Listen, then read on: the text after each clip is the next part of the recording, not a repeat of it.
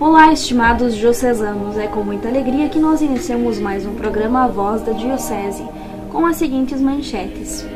Atendimento e acolhida são temas de formação na Diocese. 46 sacerdotes do Rio Grande do Sul participam do curso de atualização do clero. Encontro Nova Geração Católica reúne mais de 350 jovens na Diocese. Comissão da CNBB propõe materiais para o mês da Bíblia. Dia do Catequista é celebrado neste domingo. E Romaria Nacional da Juventude começa a ser organizada. Estiveram reunidos neste último dia 26 todos os secretários e secretárias paroquiais da nossa Diocese.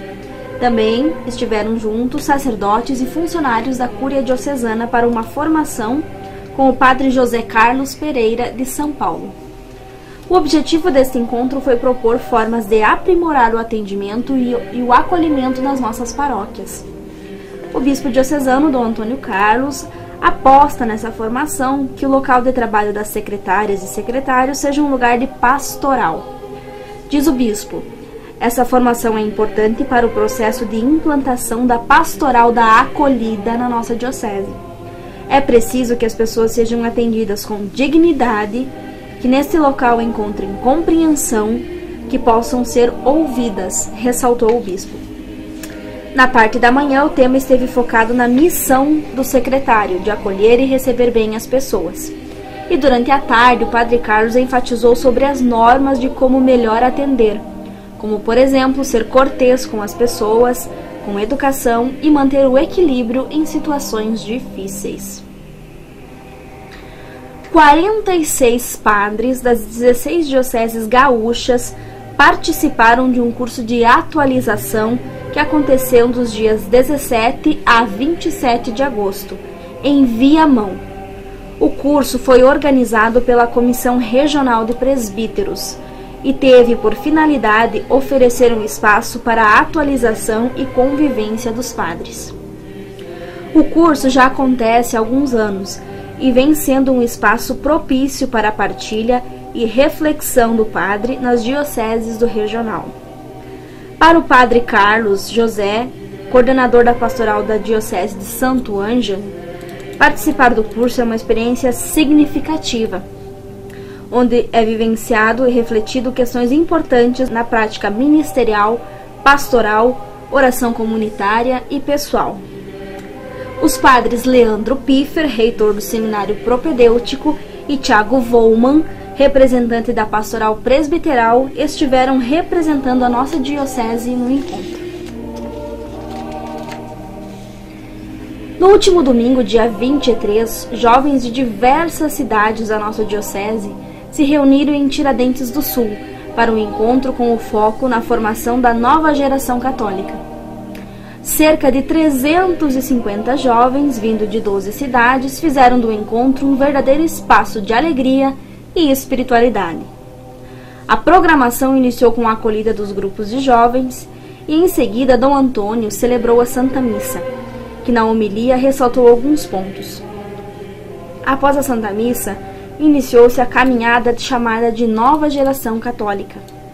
No caminho, aconteceram 10 paradas que refletiram o aspecto da missão de Jesus: acolhida, hospitalidade, serviço, entre outras.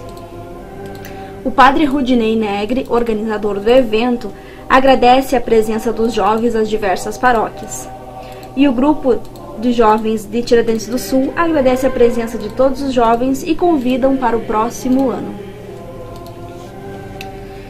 Nesta próxima semana, nós estamos entrando no mês de setembro, mês em que a Igreja Católica celebra o mês da Bíblia. A CNBB está propondo para todas as dioceses a utilização de vários subsídios para viver bem este mês. Já estão disponíveis no site das Pontifícias Obras Missionárias os materiais para a campanha missionária 2015 e podem ser baixados para os usos das comunidades, com o propósito de preparar as atividades e motivar os fiéis para a campanha. Todos os itens já foram enviados a todas as dioceses e prelazias do Brasil, inclusive a nossa. e estão sendo distribuídos entre as paróquias e comunidades. E também, quem desejar pode baixar do site das Pontifícias Obras Missionárias. Fazem parte desse material o cartaz, a novena missionária, a oração do mês missionário, a mensagem do Papa Francisco, o DVD, a oração dos fiéis, entre outros itens. As Pontifícias Obras Missionárias disponibilizam também o material de apresentação da campanha missionária em PowerPoint, para que possa ser utilizado nas comunidades como preparação.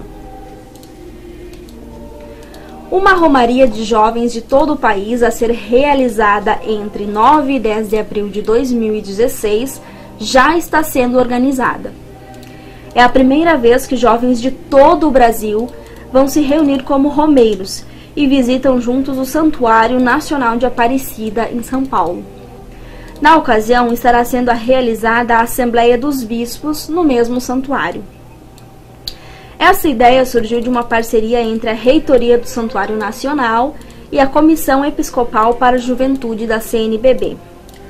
De acordo com o padre João Batista de Almeida, reitor do santuário, o objetivo é também aproximar os jovens e o episcopado brasileiro.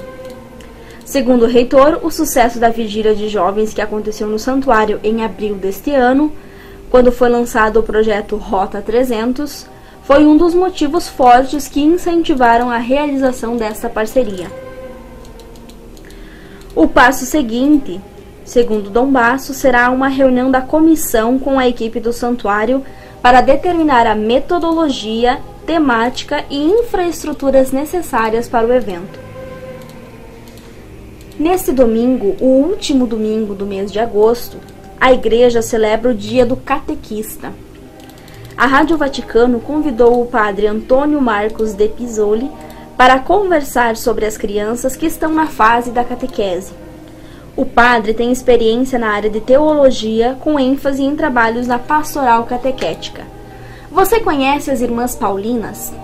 Conhece o trabalho realizado e o carisma das religiosas? Neste ano da vida consagrada, nós estamos dedicando espaços para que as congregações falem sobre as suas experiências religiosas. Acompanhe agora o Evangelho com o Bispo diocesano Dom Antônio Carlos Rossi Keller. Caríssimos irmãos e irmãs, nós vamos celebrar neste final de semana o 22º domingo do tempo comum. O tempo comum na Igreja não significa que esse período que nós estamos vivendo na liturgia seja um período de menor importância. O tempo comum significa um tempo no qual nós todos caminhamos aprendendo de Jesus Cristo, do seu dia a dia, dos milagres que ele realizou, das pessoas que ele encontrou, do bem que ele pôde fazer através da sua humanidade santíssima. Este tempo nos ajuda a compreender este mistério de Cristo que se faz presente na vida de cada pessoa, de cada ser humano. Assim como naqueles tempos da Palestina, nos quais Jesus andava curando, salvando, aconselhando, hoje, da mesma forma, através da Igreja, Jesus Cristo, nosso Senhor, também se faz presente e nos encarrega, a nós que somos cristãos, a sermos também a sua presença no meio do mundo. E neste sentido, o domingo que vamos celebrar, este 22º domingo do tempo comum, nos traz este tema tão importante na nossa vida de cristãos, que é exatamente o que diz respeito a sermos fiéis a Jesus Cristo, a de verdade cumprirmos os mandamentos da lei de Deus, não por uma tradição estéril, mas com a consciência de que este caminho é o caminho do amor, o caminho que também Jesus nos propõe. Penso que é interessante que nós escutemos o texto do Evangelho que será proclamado, que será lido nas nossas missas neste final de semana. Assim poderemos entender melhor a palavra, a mensagem de Jesus. O texto é tirado do capítulo 7 de São Marcos, são alguns versículos deste capítulo 7. Proclamação do Evangelho de Jesus Cristo, segundo Marcos. Naquele tempo, os fariseus e alguns mestres da lei vieram de Jerusalém e se reuniram em torno de Jesus. Eles viam que alguns dos seus discípulos comiam o pão com as mãos impuras, isto é, sem as terem lavado.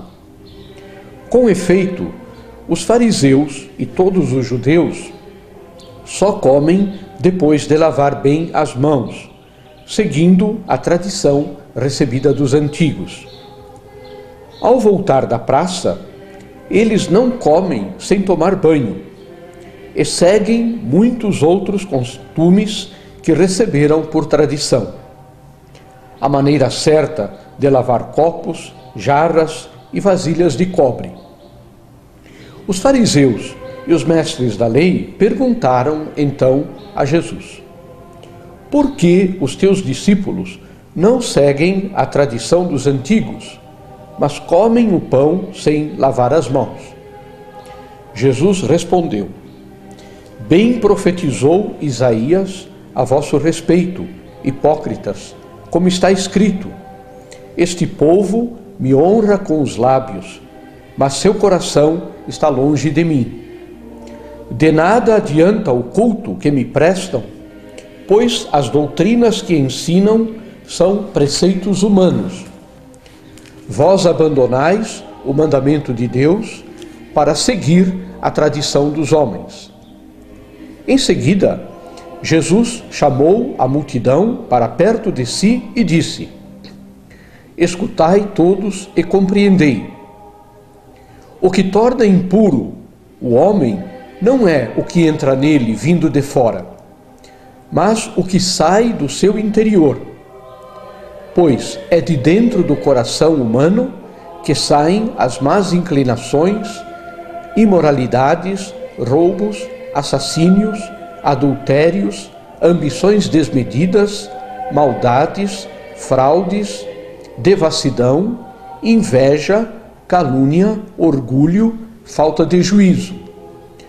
Todas estas coisas saem de dentro e são elas que tornam impuro o homem.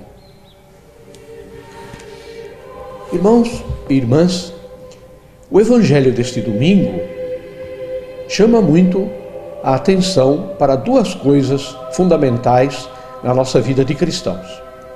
A primeira é o cumprimento dos mandamentos da lei de Deus.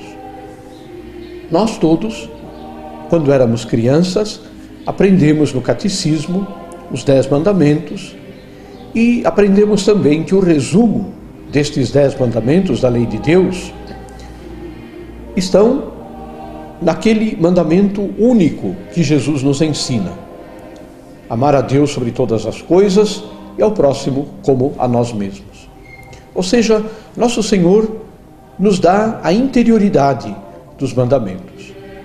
Cumprimos os mandamentos não por legalismo, não por uma obediência cega, mas entendendo que o caminho proposto pelos mandamentos da lei de Deus é o caminho da felicidade, é o caminho da paz, o caminho da alegria. Quem cumpre os mandamentos da lei de Deus com fidelidade e com espírito de obediência será sempre uma pessoa feliz. Ou seja, uma pessoa que estará bem consigo mesmo, que estará bem com os outros e, principalmente, estará sempre bem com Deus, nosso Pai. Os mandamentos não são um caminho de escravidão, de servidão, mas um caminho de verdadeira liberdade, o caminho da vida, o caminho do céu.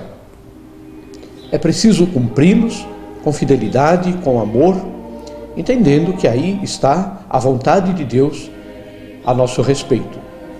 Podemos dizer assim que a base, o alicerce dos mandamentos já está escrita na nossa alma, no nosso coração. saber que eu não posso matar uma pessoa, saber que eu não posso roubar do outro, saber que eu não posso mentir, isso são valores humanos para todas as culturas, para todos os tipos de crença. O que Deus nos ensina é que estas coisas que são tão humanas, tão normais, servem também para agradar a Deus.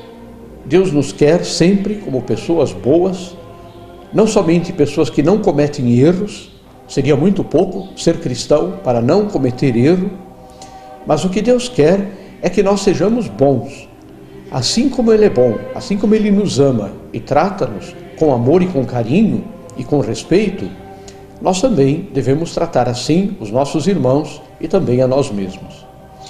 E o segundo aspecto importante dos mandamentos é a sua interioridade. Ou seja, o cumprimento da lei de Deus não pode se resumir somente numa atitude externa. Aquilo que Jesus dizia dos fariseus, não adianta só limpar o copo por fora, não adianta só limpar o prato que se come, achando que com isso, limpando copos e pratos, ou tomando banho, eu já sou uma pessoa limpa, uma pessoa purificada do mal. O mal, na nossa vida, ele vem de dentro. Ele vem da falta de retidão de intenção. Ele vem daquele conflito interno que muitas vezes está presente na nossa vida e que faz com que a nossa atitude externa seja errada, porque no interior do nosso coração nós aceitamos o erro, aceitamos o rancor, aceitamos a mentira, aceitamos o ódio. Todo o pecado externo nasce, na verdade, de um coração que não obedece a Deus. E nosso Senhor nos ensina, neste texto do Evangelho, a cuidarmos não só do exterior, não só do cumprimento material da lei, mas cuidar do nosso interior, da nossa alma, cuidar das nossas intenções, ter o cuidado de que a nossa consciência, o nosso coração e os nossos sentimentos estejam submetidos à vontade amorosa de Deus, à lei de Deus. Portanto, neste domingo, nosso Senhor nos ensina esta lição da interioridade. Interiorizar a lei.